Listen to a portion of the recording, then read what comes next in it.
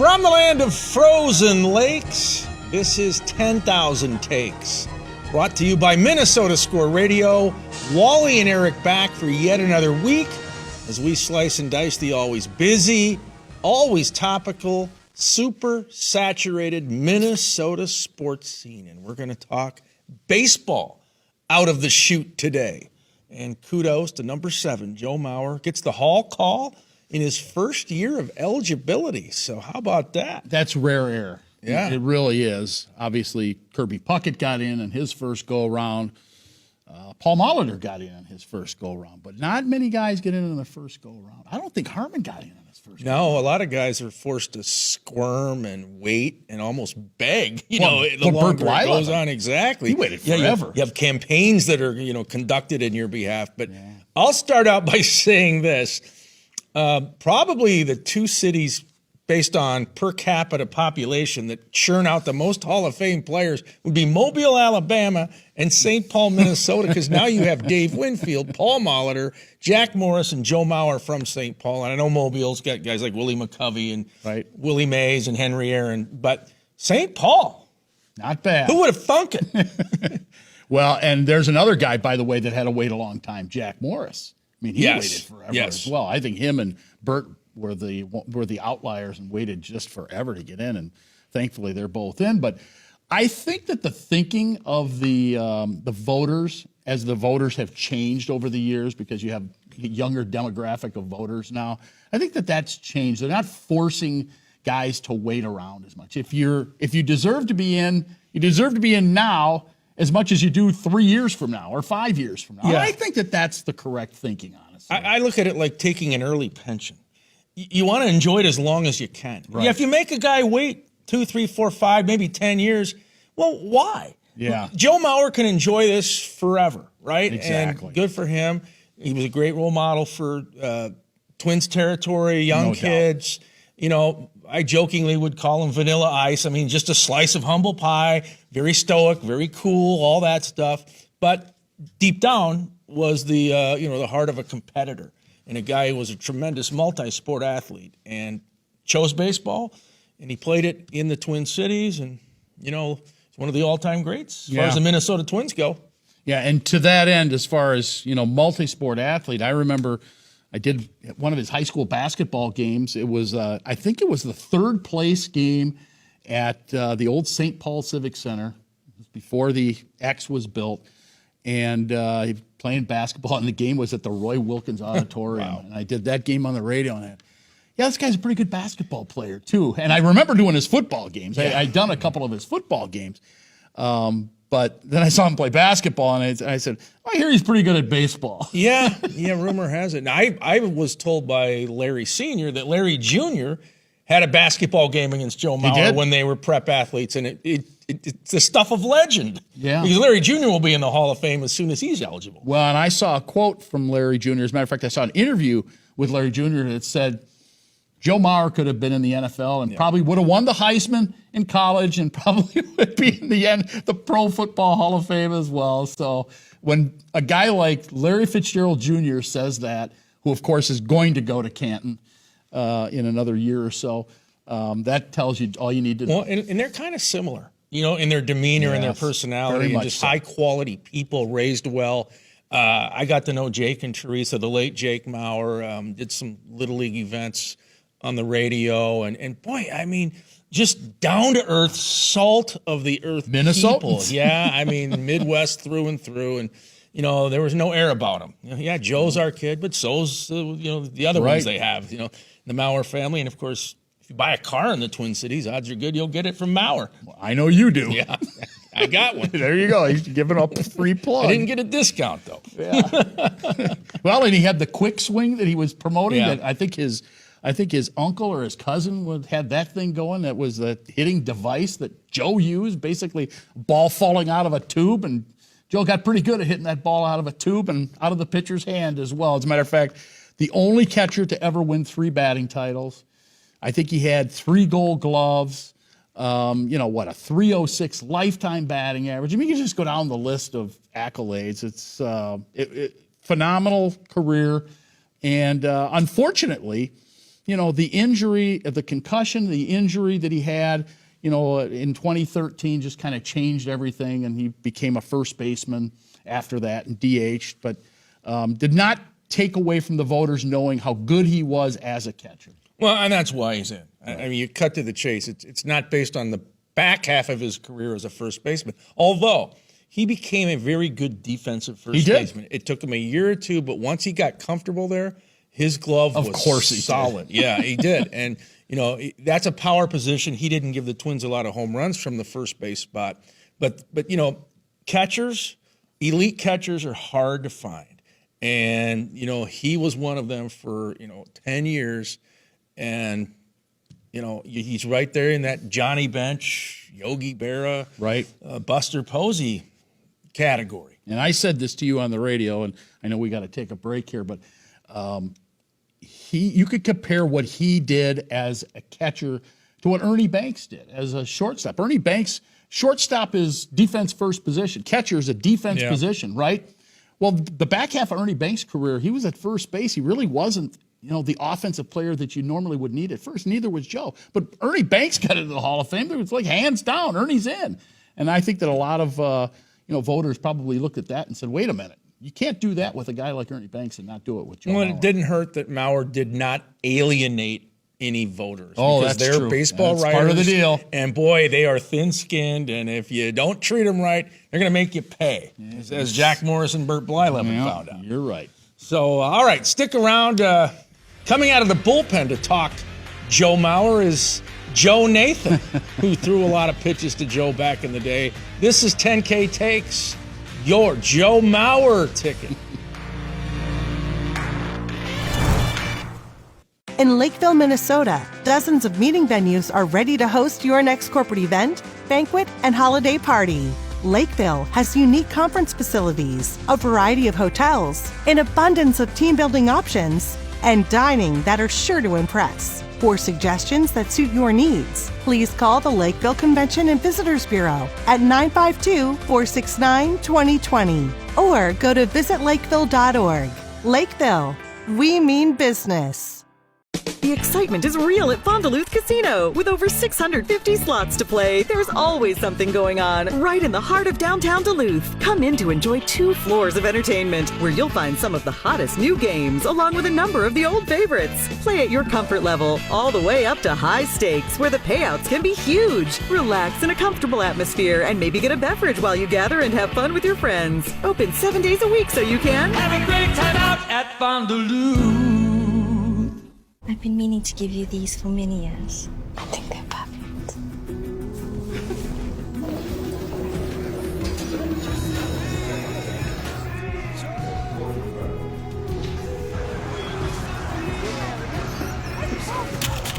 Maya?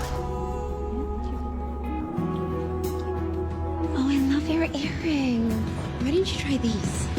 It isn't just about vision. It's about care. Nobody cares for eyes more than Pearl.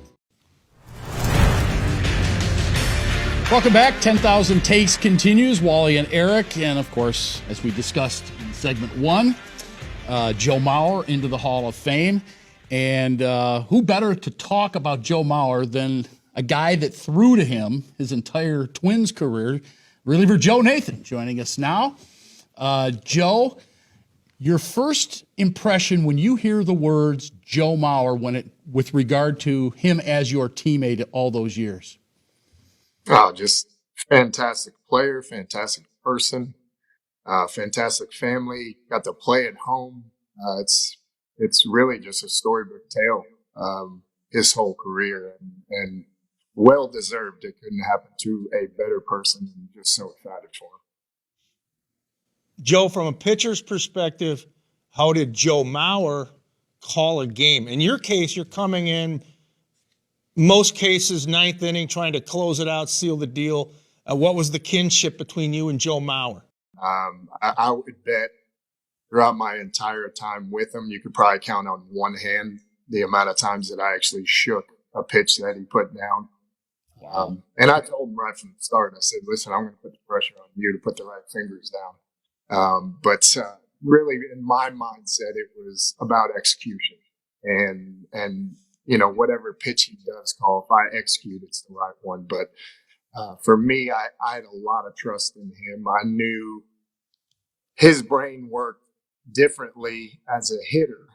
So I would think his mind can work kind of opposite when he's behind the plate to kind of know what that hitter might be looking for and call the opposite. So, I trusted him to put down the right fingers, and it was just about me executing and taking care of business on that front.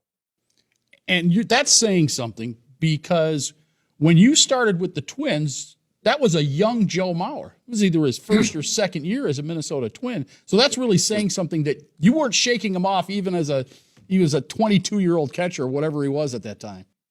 Yeah, he was a rookie when he came up in 2004.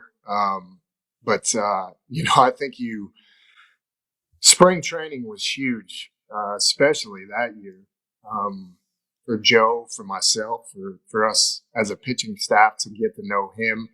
But I think what helps is what he did, getting to know us in spring and really instilling that trust in him to go out there and know that he's not just going to put down fastball and hope you shake to what you want to throw during that at bat. So, I think we found out early in spring and throughout the spring that he cared as much about the pitching staff doing well as he did about his at bats that day.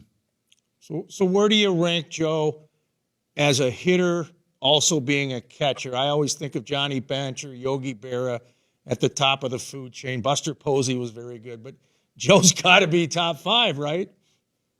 I mean, he's, it depends where you're looking, what stats you're looking at and stuff like that. If you're comparing him to other catchers, as far as a tough at bat, I don't think there's anybody better than somebody going up there and putting together an at bat that the pitcher is just going to absolutely hate facing Joe.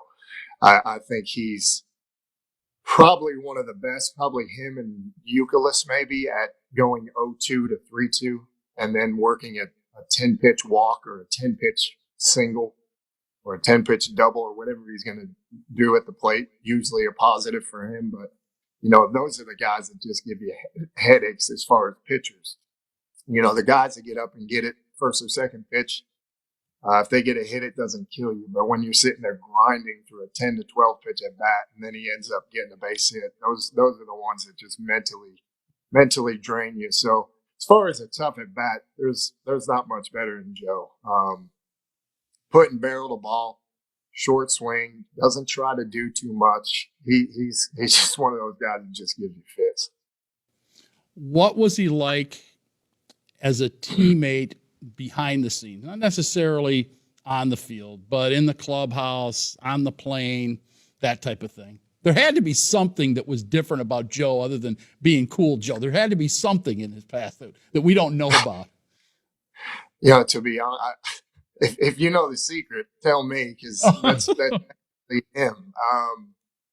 You see his interviews, you hang out with him on the field, off the field. Shoot, we still go on golf trips now. That's just Joe. I mean, that's Joe being himself and calm, cool, collective. I think he has that quiet confidence. I think that has been created from his family growing up. And just knowing his ability is good enough. And he loves to compete. Doesn't talk too much trash at all. But he's out there to beat you. But that's him. I mean, what you see is what you get when you talk to Joe, whether you're doing an interview, watching him on MLB Network, hanging out with him on the golf course, being a teammate, not being a buddy. It's him. It's the same guy. How much pressure was on Joe? Number 1 pick overall, hometown kid out of St. Paul. There was the big thing, Mark Pryor, Joe Mauer, who's going where? Mauer winds up in Minnesota. But, I mean, that's a lot to live up to, isn't it, Joe? Yeah, it is. I think there's 2 ways to look at this. There's some pressure. playing at home, but there's also that sense of comfort too. You know, you have your family around you, and I'm not talking just, you know, his wife and kids, but I'm saying his extended family around him, his buddies around him that, you know, he grew up with, that he'd probably go and talk to if he ever went into a funk. He didn't go into a funk too many times, but you know, if he did, that could be a sense of comfort for him. You know, sleeping in your own bed is a great thing to have. But yes, on the flip side, the pressure of playing in your with your hometown fans and the expectations that come with being a top pick, you know, that's going to be great. But again, I think we're going back to his roots, and I think that's what, you know, you can always say about Joe, is he always goes back to what he learned from his grandpa, what he learned from his dad, what he learned from his family.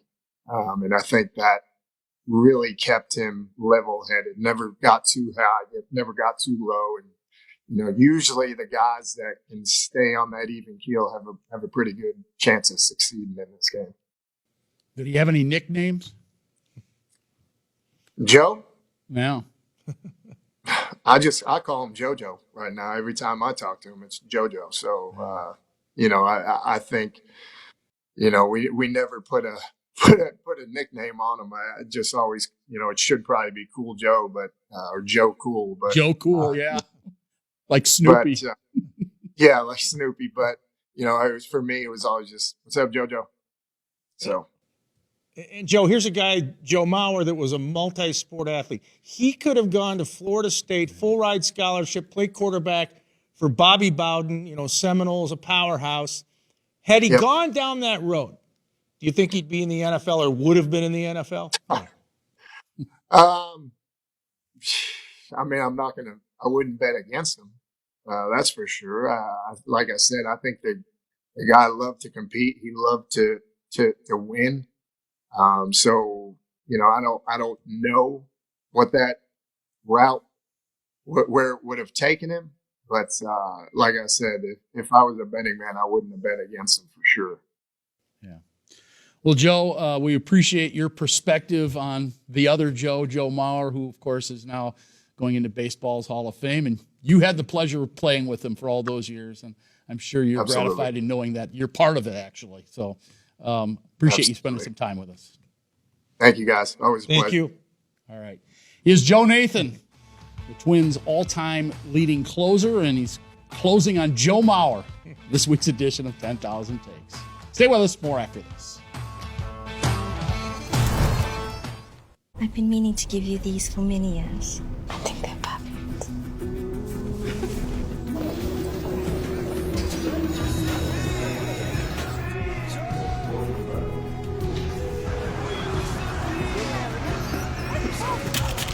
Maya? Oh, I love your earring. Why didn't you try these? It isn't just about vision, it's about care. Nobody cares for eyes more than Pearl. Finding the ideal place to stay is important for business travelers. Lakeville, Minnesota is conveniently located off I-35, just south of the Twin Cities, with a variety of hotel choices. Lakeville offers convenient amenities such as shopping, walking trails, golf, and more. Our unique meeting spaces, historic downtown, live music, and over 60 dining options are sure to impress. Book your next stay in Lakeville and experience convenience, comfort, and quality. Find your perfect hotel at visitlakeville.org. The Joe Mauer show continues. Not really. We probably should talk something else other than Joe. I think so. Fair enough. We'll get back on that bandwagon come August when they put him in, right? Yeah. Chance for you to go to Cooperstown. Oh. You've been to Cooperstown, haven't you? I have. Yeah, we were there once. Well, let's talk a little Timberwolves. They obviously, you know, you and I were at the game where they got 62 from Karl Anthony Towns this past Monday and then managed to lose to a terrible Charlotte Hornets team. And they only had 9 wins coming in. They had like the 3rd or 4th worst record in the NBA. I think their biggest problem is still maturity. Chris Finch talked about it after that loss. I still think that lurks somewhere within. I thought they were over that hump. I thought they had grown up. And in that Charlotte game, is it an outlier? Is it a hiccup? Or is it a precursor to maybe some other things that will happen? We're going to find out. They need to learn from it. It's a teachable moment. They didn't have Mike Conley on the floor, and he's kind of that, he's in control of the ship, right? He's the veteran point guard. He might have calmed things down had he played that night. But that may have been the most bizarre NBA game I've ever seen. I mean, Cat went ballistic in the first half. He had 45. He cooled off a bit in the second half, but still scored a franchise-high 62, which was the second most points that night in the NBA because Joel Embiid put in 70 for Philadelphia. But Ant didn't have a point until the third quarter, and you got the feeling it was just get the ball to Cat no matter what the circumstances, and we'll somehow blow out this bad Charlotte team, and it bit him in the butt. And I give the Hornets a lot of credit. They stuck with their plan, and in the end, they had way more energy than the Timberwolves. Yeah, there's no doubt. And by the way, I did look at the play where Karl Anthony Towns got fouled at the end of the game. He did get fouled. I mean, there was no question. You mean the non-call? The no call, yeah. Where he knifed into the paint, kind of cupped the ball? Right, at the end of the game. That could have, he would have gotten 2 free throws and he could have put them back in the lead. Charlotte probably would have hit a game-winning shot after that anyway. But, yeah, somebody literally pulled on his arm and the ball came loose. And if you've already got 62, don't you get that call? You would think. But you know what this goes back to, though? They profile him. Of course they do. Because Karl Anthony Towns spends so much time complaining to the officials.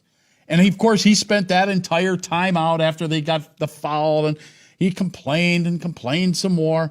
He has got to cut it out. He's been doing it for years. He's been better this year, I will admit, and he was better that night. But, man, you're right. They profiled him because he is a complainer. Zebras are human, too. Absolutely. It doesn't make sense, an animal being a human. But in this case, these zebras in the NBA or any sport, they do remember glares or, getting, some static from a call, even if it goes back a year or two. So you got to get in their good graces. And the Timberwolves have had a wonderful run so far. But they haven't really done anything. No, I agree. And if you look in the rearview mirror, there's Oklahoma City, a team that knocked off Minnesota the other night at Target Center. And you also see Denver, the NBA champs. So you have to respect the Nuggets. The LA Clippers are much better. Phoenix is hot. So the Timberwolves have to keep the pedal to the metal here. And I said it at the beginning of the year. Obviously, you'd love to be the top seed, get all the home court you can. You better be 4 seed or higher. Yep. That's the key in my eyes. So they're good. We'll see if it's a wake-up call, the Charlotte loss. Yeah. Ooh, wow. Yeah, it is. All right, we need to take a break. When we come back, takes of the day coming up next. You're watching 10,000 Takes. Your Timberwolves ticket.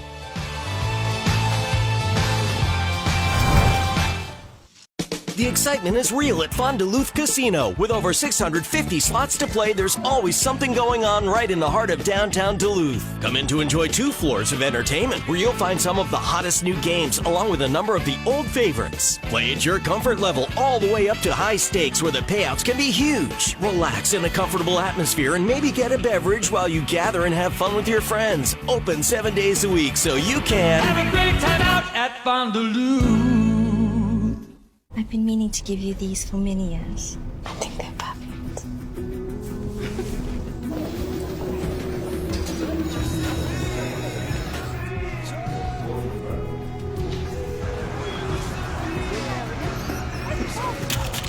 Maya? Oh, I love your earring. Why didn't you try these? It isn't just about vision. It's about care. Nobody cares for eyes more than Pearl. 10K Takes on television as we get set to wrap up yet another episode. We'll have takes of the day in a couple of minutes, but there's something that's bugging me. Uh-oh, now what? Yeah. Here we go. And it's really, it's gone on for decades. So you probably know that Buffalo lost to Kansas City in the AFC playoffs. And Tyler Bass went wide right on a field goal try that would have tied the game late. Right. And he's immediately linked to Scott Norwood. And he had to delete his social media accounts because he's getting death threats. I mean, this is ridiculous. Now, a few good people out there, the Bills Mafia, as they call him, started donating to one of his charity causes, and that's helping out cats. I know you like cats. I do. Odin. But this is ridiculous. Yes, he should have made the kick. That's his job. Be disappointed, be crushed if you're a Bills fan. I get that part of it. But that's where it should end. And it should have ended there for Gary Anderson, for Blair Walsh, for Bill Buckner, for Chris Webber. I mean, it's absolutely ridiculous that fans, get a TO, that fans are this stupid and cruel about a game. Yeah, well, good thing in the Chris Webber and Gary Anderson era that there was no social media of any significance. Yeah, true. And Bill Buckner. For that. Although they still forced him to move to Montana in exile. He left New England for Montana. Jeez. And what about who's the Cubs fan that? Steve Bartman. Steve Bartman. That's the worst one of them all. He got chased out of Chicago. So he tries to get a foul ball like any normal fan would? And the Cubs lose. Yeah. Yeah, no, you're right. It's people are stupid. They are. Yeah. And let me take Gary Anderson off the hook. When he missed that kick against Atlanta, the Vikings still led by 7. So your defense couldn't make a stop. Yeah, that's true. And when Steve Bartman interfered with that foul ball, that was game 6. The Cubs only had to win 6 or 7 to move on. Don't blame it on Bartman. Okay. Are you done? Yeah, I'm done. All right. Takes of the day. Where are we going? Are you smoking hot or are you in a good mood? Oh, boy. You must know where I'm going if you mention smoking. All right. So you and I were at the Timberwolves game this past Monday night. Minnesota Timberwolves taking on the Charlotte Hornets. We already talked about the fact that Karl Anthony Towns went off for 62, complained about getting fouled, which he did get fouled, and the rest of the team played terrible defense and on and on and on. Well, there are a couple of things that went on off the court that I wanted to talk about. Number one, the music at ridiculous decibel levels inside that building. Now, I've noticed it over time, but man alive, is it really necessary to blow our eardrums out? I mean, it's opening tap, the final buzzer. They just crank it up to ridiculous levels. And then you got the cheerleader basically with the microphone, with the PA mic, screaming into it to try and get the Timberwolves fans excited. They should be excited about the play. You don't need it that loud. I get it. You have music. You got the organ in the background. Whatever it is you're going to do, I understand that part. But don't crank it up so loud. And then part 2 of this. So you and I are sitting in the media section, which is just below a section of stands where the fans sit. And all of a sudden, I'm smelling something. Well, somebody behind us is smoking a little weed. It's not appropriate at Target Center. Now, obviously, I know I'm targeting one person here, but I'm sure it's happening elsewhere in the building. My point is, Target Center ushers and the Minnesota Timberwolves, remember, you got kids here, you got people with their families and so on. You can't allow this to happen. Get on your horse and get that out of Target Center. It's no place at an NBA basketball game for that. Yeah, it was a foul night in the press box. Terrible. And the mood meter says you are a demanding diva, yes, throwing down the gauntlet, as you probably should. Okay, well, this weekend is Twinsfest weekend out at Target Field, one of my favorite MLB venues, but it's really not the right spot for Twinsfest. No. You know, it used to be at the Metrodome. And the Metrodome had a huge footprint. It was perfect for Twinsfest. I didn't like the Metrodome for baseball or football, but for Twinsfest, it was great. It was like a big shopping mall, and everybody could set up their souvenir stands and autograph stands, and they had wiffle ball games. Well, that's all gone now, basically. And they can't get into U.S. Bank Stadium because the Twins would have to write a check to have Twinsfest there. So bottom line is, move it to Target Center. Yep. That makes more sense to me. All right, on that note, we got to go. Let's FedEx out those thank yous. One to Alex Yambrick, David Weld, Paul Langfellow, Rocky, Joe Nathan. For Wally, I'm Eric saying so long. This is 10K Takes Your Sports Ticket.